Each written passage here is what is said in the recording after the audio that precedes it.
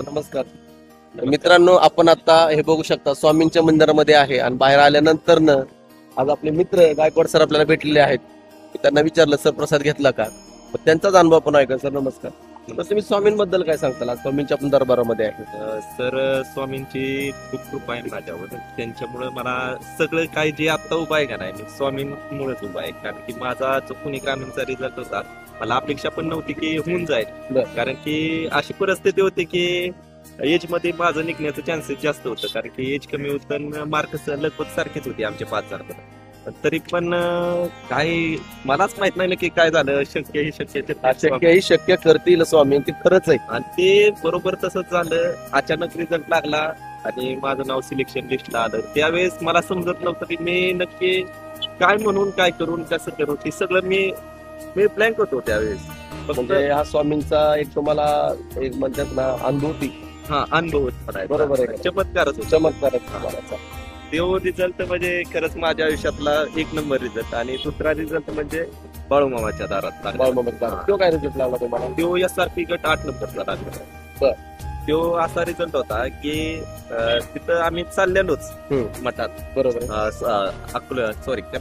बाळूमामाच्या आदमापूरला निघालेलो. झालं तिथं मार्क आली. त्यात पण वाटत होतं होऊ शकतं ना होऊ शकतं, काय असं म्हणजे अपेक्षा नव्हती. पण तिथं एक प्रथा आहे बघा, त्या भिंतीला रुपये चिटकवायची. बरोबर आहे. आणि गेलो मी, रुपये चिटकवला तिथं, टाकला रुपये. मला काय, मी असं अज्ञानागत बोललो तिथं. काय माहित आहे का की इयर होता काय त्यामुळे चिटकला काय, असं कोणता क्षणी आहे का नाही.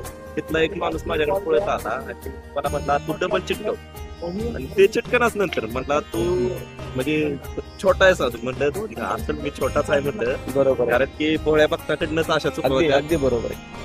ती म्हणला तसं बोलू नको. नाही म्हटलं माझ्याकडनं चूक झाली असं. मी काय एवढा मोठा भक्त नाही की माझ्याकडनं चुका नाही. म्हणजे तुमच्या बाळूमामाच्या रूपामध्ये तो एक तुम्हाला चमत्कार आहे आणि स्वामींच्या रूपामध्ये तुमचं भरती तो चमत्कार. म्हणजे दोनदा तुम्हाला चमत्कार झालेला आहे. म्हणजे भगवंत आहे तुम्हाला मान्य करायचं. 100% मान्य आहे.